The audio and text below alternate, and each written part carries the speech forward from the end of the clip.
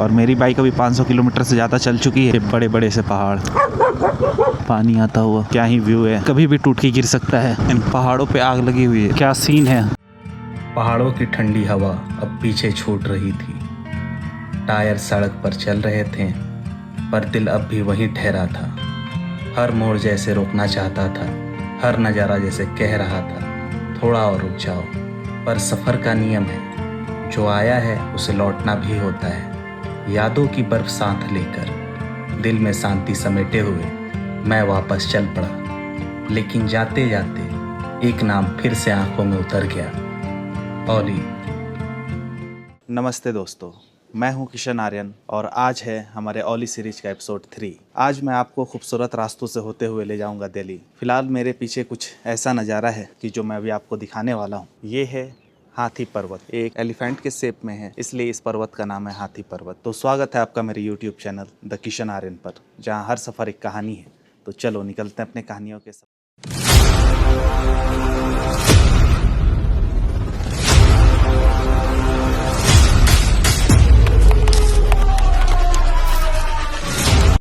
जोशीमठ से जब सुबह की पहली रोशनी पहाड़ों को छूती है, तो दूर आसमान के नीचे एक शांत सा देव खड़ा दिखता है, हाथी पर्वत।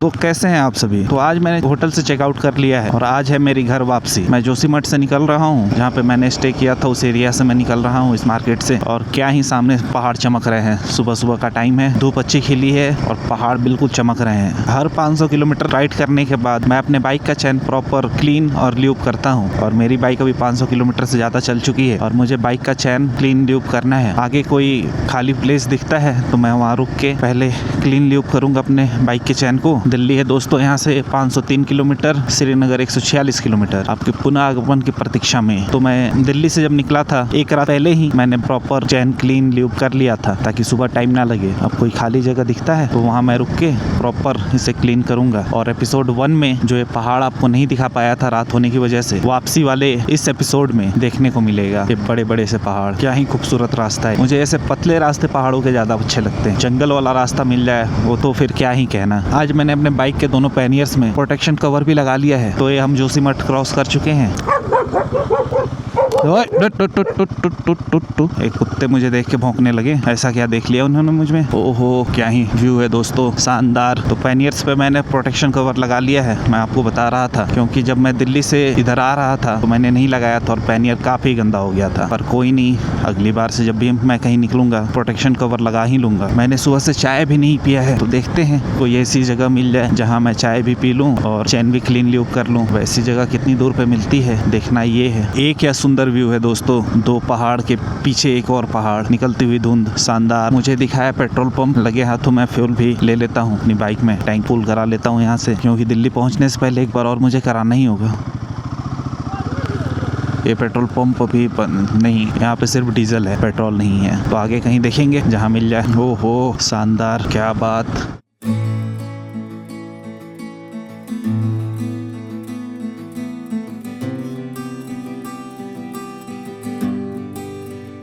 इस सामने दिख रहा ब्रिज आपको, अभी हम इस छोटे से ब्रिज को क्रॉस करेंगे। वैसे काफी अच्छा लग रहा है ब्रिज मुझे। एपिसोड 1 में जब मैंने इस ब्रिज को क्रॉस किया था उस टाइम रात था, अभी काफी खूबसूरत लग रहा है ये।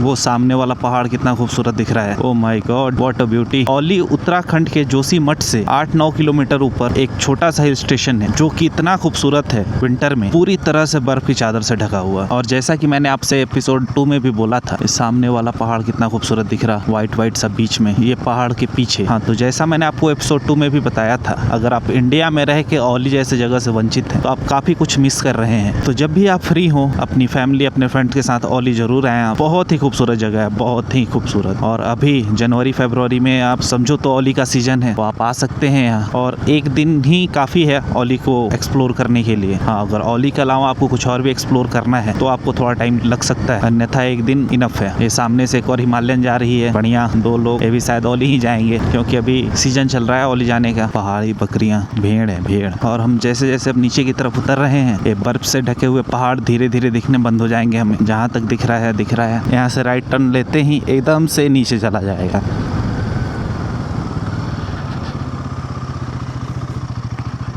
पेट्रोल पंप यहाँ से 6 किलोमीटर है। देख रहे हैं आप ऊपर वो सामने वाला पहाड़ मुझे बहुत खूबसूरत लग रहा। इन पहाड़ों के पीछे वाइट वाइट सा चमकता हुआ। एपिसोड 1 में मैं ये वाला रास्ता आप लोगों को नहीं दिखा पाया था क्योंकि रात हो गई थी, अंधेरा था पूरा। लेकिन अभी आपको क्लियर देखने को मिल रहा होगा कितना खूबसूरत रास्ता है। एक और हिमालयन, तो जो मैंने आपको हाथी पर्वत दिखाया था, मैंने जहाँ स्टे किया था उसके जस्ट पीछे ही वो पर्वत था जो कि होटल से क्लियर दिख रहा था। आज जब मैं सुबह रेडी होके चेकआउट कर रहा था तब होटल वाले ने मुझे बताया कि ये हाथी पर्वत है, हाथी के शेप में, जो कि बहुत अच्छा लगा देख के मुझे। ऊपर से पानी आता हुआ। अब इधर साइड में हम रुके चैन ल्यूब क्लीन कर सकते हैं क्योंकि यहाँ जगह काफ़ी ज़्यादा है, तो किसी को कोई दिक्कत नहीं होगी इधर। हाँ जी दोस्तों, तो मैं रेडी हो चुका हूँ चैन क्लीन करने के लिए, ल्यूब करने के लिए। ये मैंने डिस्पोजेबल ग्लव्स पहन रखे हैं ताकि हाथ गंदे ना हो। ये chain clean brush and cleaner lubricant. तो फटाफट से मैं चैन क्लीन और ल्यूब कर लूँ क्योंकि हमारा सफ़र अभी काफ़ी लंबा है और जल्दी से जल्दी मुझे अपने घर पहुँचना है। क्या पूछ रहे हैं?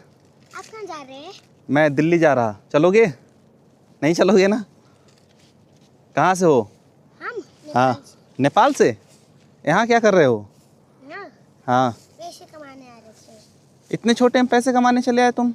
हम नहीं, हमारे मम्मी पापा अच्छा, तुम्हारे मम्मी पापा कहाँ रहते हैं? तुम्हारे मम्मी पापा काम पे जा रखे हैं अभी। काम पे जा रखे हैं। जी। चलो ठीक है, जाओ अपने अपने घर जाओ सब। ठीक है, दिल्ली मेरा घर है इसलिए मैं दिल्ली जा रहा हूँ। दिल्ली में कौन कौन रहते हैं? दिल्ली में मेरी पूरी फैमिली रहती है। ये क्या ले रहे हैं? ये बैग है जिसमें मेरा लगेज है। लगेज मतलब? सामान, कपड़े, समझे? इधर भी कैमरा है। हाँ, वो भी कैमरा है। चलो ठीक है, अब आप लोग जाओ। ठीक है, फिर आएंगे, फिर मिलेंगे आप लोगों से। तो मैंने चैन क्लीन ल्यूब कर लिया है जो कि मैं आपको दिखाता हूँ।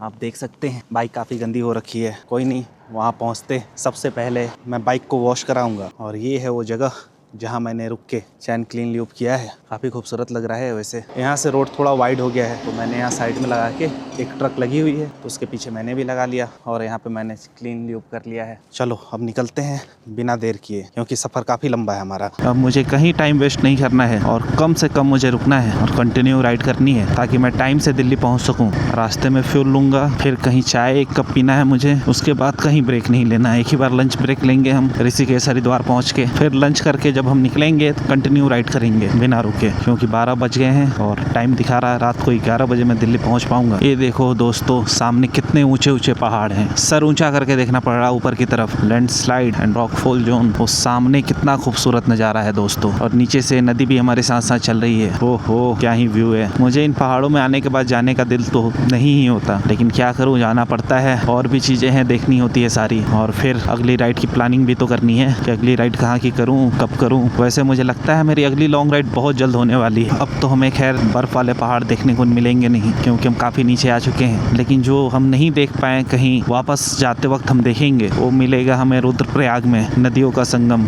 देवप्रयाग में तो मैंने आपको दिखाया था, रुद्रप्रयाग वाला भी संगम मैं आपको दिखाने की कोशिश करूँगा अगर नज़र आया तो। सामने वाला व्यू काफ़ी खूबसूरत है दोस्तों। ये जो सामने दिख रहा है व्यू काफ़ी ही खूबसूरत है, बहुत ही ज़बरदस्त। ये सामने बड़ा सा एक चट्टान, ऐसा लग रहा जैसे कभी भी टूट के गिर सकता है। वो दोस्तों क्या ही खूबसूरत सीन है। ओ माय गॉड, बहुत ही शानदार। बादलों के बीच से झांकता हुआ पहाड़ क्या ही खूबसूरत लग रहा है।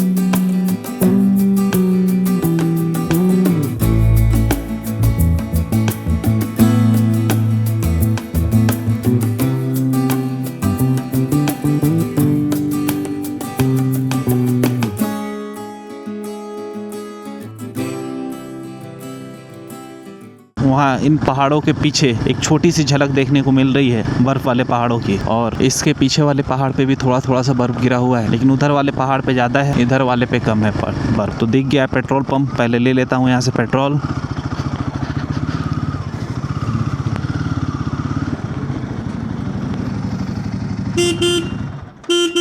फुल कर देना।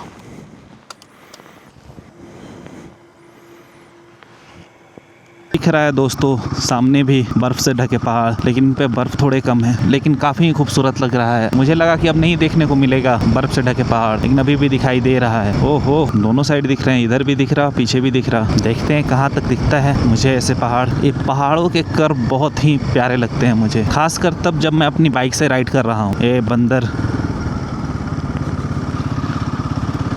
ओहो क्या ही सीन है।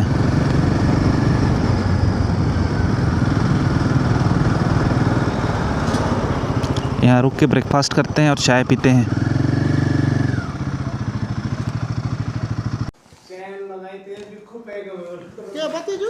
तो ये आ चुका है मेरा ब्रेकफास्ट।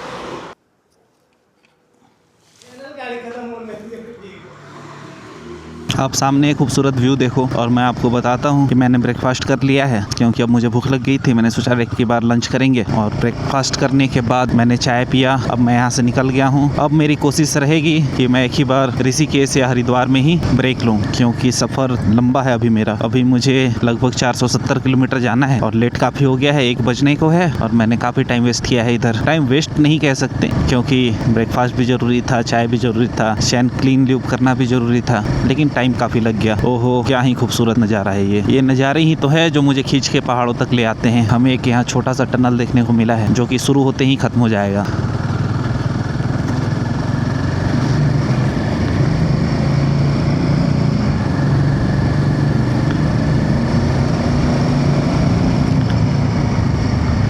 खत्म, मैंने बोला था ना शुरू होते ही खत्म हो जाएगा। इधर काफी लैंडस्लाइड हो रखे हैं, काम भी चल रहा है काफी। सामने क्या ही नजारा है दोस्तों, बादलों ने पहाड़ों को घेर रखा है, आप देख सकते हैं, बहुत ही खूबसूरत लग रहा है। जगह जगह पे काम भी चल रहा है काफी। मुझे रोक दिया गया है यहाँ पे, क्योंकि ऊपर काम चल रहा है, जैसा कि आप देख पा रहे होंगे। ये देखो दोस्तों, क्या आपने इससे अच्छा कुछ देखा है कभी? कितना ही खूबसूरत लग रहा है ये, शानदार। आप देख सकते हैं सामने अभी भी बर्फ वाले पहाड़ दिख रहे हैं और बहुत ही खूबसूरत दिख रहा है। ओली जाते टाइम हमने काफी कुछ मिस कर दिया था। मैं जब इस रास्ते से जा रहा था तो काफी अंधेरा हो गया था, लेकिन अभी क्लियर दिख रहा है। कोई नहीं, जो हमने पहले एपिसोड में मिस किया है वो सारे नज़ारे हम इस एपिसोड में देखेंगे। वीडियो में एंड तक बने रहें, ऐसे ही खूबसूरत खूबसूरत नज़ारे दिखाते हुए मैं आपको पहुंचाऊंगा दिल्ली। ओहो क्या दिख रहा है यहाँ से, ये होते हैं पहाड़, बहुत शानदार। इसकी जितनी तारीफ की जाए उतनी कम है। इधर से और आपको क्लियर दिखेगा एकदम सामने। ओहो ये क्या है भाई, क्या ही दिख रहा है।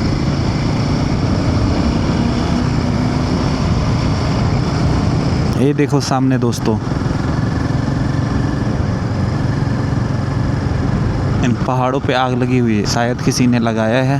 आग क्यों लगाया गया है, अगर किसी को पता हो तो मुझे कमेंट करके जरूर बताएं। देख सकते हैं इधर इस पहाड़ पे आग लगाया गया है। अब लगाया गया है, खुद से लगा, मुझे कुछ नहीं पता, लेकिन जहाँ तक मुझे देखने से लग रहा है लगाया गया है। रास्ता देखो दोस्तों कितना खूबसूरत लग रहा है। ये आगे से टर्न लेके ऊपर की तरफ जाता हुआ एक छोटा सा कर्व है यहाँ पे, कितना ही खूबसूरत दिख रहा है।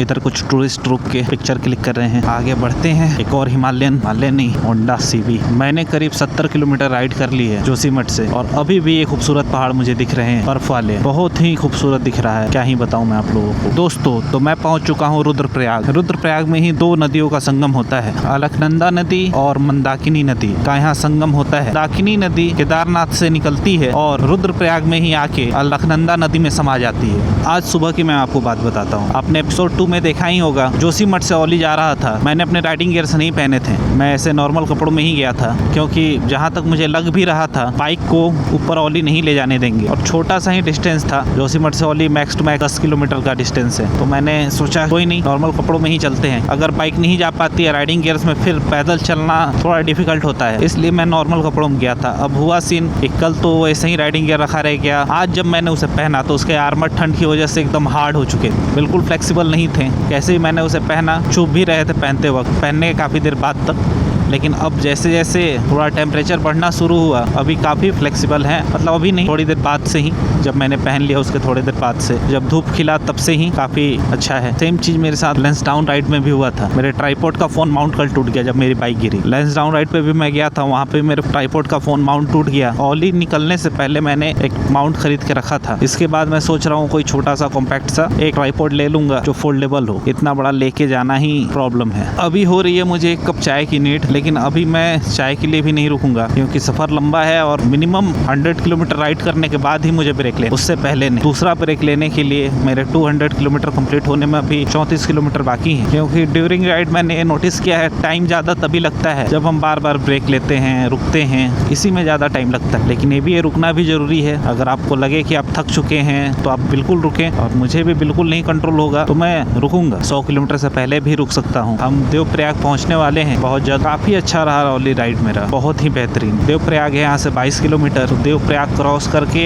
कहीं अच्छी सी कोई दुकान देख के हम वहाँ बैठ के चाय पियेंगे। तो अभी तक आपने मेरे चैनल को सब्सक्राइब नहीं किया है तो जल्द से जल्द सब्सक्राइब कर लें। यहाँ नीचे आपको मेरी इंस्टाग्राम आईडी दिख रही होगी, तो मुझे इंस्टाग्राम पे भी फॉलो जरूर करें। वहाँ भी मैं आपके लिए बहुत बेहतरीन कंटेंट लेके आता हूँ। तो जिन्होंने भी एपिसोड 1 और 2 नहीं देखा है तो मैं आई बटन पे लिंक दे रहा हूँ, वो वाली एपिसोड 1, 2 भी जरूर देखें। यहाँ कुछ कंस्ट्रक्शन का काम चल रहा है, ऐसे बहुत जगह काम चल रहा है इस रास्ते पर। जगह जगह रास्ता बंद कर दिया गया है जिसकी वजह से और ज़्यादा टाइम लग रहा है। अब ये रास्ता खुलेगा तो हम आगे बढ़ेंगे, तब तक वेट कर रहे हैं। यहाँ तकरीबन आधा घंटा वेट करने के बाद ये रास्ता खुला है और आप ये देख सकते हैं कितनी लंबी ट्रैफिक लगी हुई है।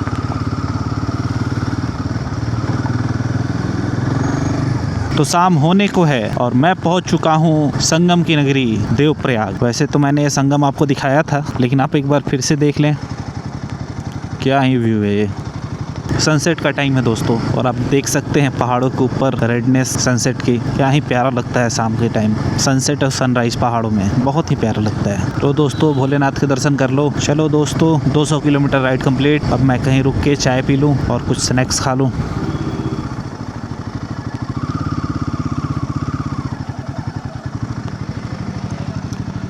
ये देखो क्या सीन है शाम का टाइम। अभी मैं हूँ पहाड़ों में, अभी मैं ऋषिकेश पहुँचा नहीं हूँ, चाय पी के निकला हूँ। अभी क्या ही देखने को मिल रहा है। हो तो मैं ऋषिकेश के काफ़ी करीब पहुँच चुका हूँ। अगर आपको राइडिंग ब्लॉगिंग से रिलेटेड कोई भी जानकारी चाहिए हो तो आप मुझसे कमेंट करके पूछ सकते हैं। और ये ब्लॉग आपको कैसा लगा ये भी कमेंट करके ज़रूर बताएं। उम्मीद करता हूँ कि आपको वाली सीरीज काफ़ी पसंद आया होगा। और मैं काफ़ी थक गया हूँ और मुझे नींद भी आ रही है। खासकर एक सोलो राइडर को नाइट राइड अवॉइड ही करना चाहिए, और मुझे नींद आ रही है बहुत। मैं 3 दिन से अच्छे से सो नहीं पाया हूँ, तो मैंने ये डिसीजन लिया है कि आज मैं ऋषिकेश में ही स्टे करूंगा और अपनी जर्नी को कल कंटिन्यू करूंगा। तो हमारा ये आज का सफ़र समाप्त होता है। बहुत जल्द हम मिलेंगे एपिसोड 3 के पार्ट 2 में। तब तक के लिए बाय बाय, टेक केयर।